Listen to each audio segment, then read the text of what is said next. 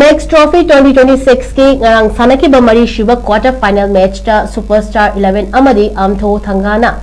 Ngasi Nungthi Sanabda Superstar Heirok Mai Pakhre Superstar 11 Amadi Amtho Thnga anina SANAKHIBA match ta Amtho Thnga na toss ngamduna ahanba innings ta field khanki Superstar 11 Heirok na apiba over taramanga da wicket loinamak out oirega apunba run chamaga humfugahumdoi lauki Anishuba innings ta Amtho Thnga na apiba over taraga manga mayok na bada wicket loinamak out oirega run kuntra manga kakta lauduna match asi run chamaga kunkani panda mai thiki match mai paklaba Superstar 11 gi player Mr. Denin na wicket manga lauduna man of the match award lauki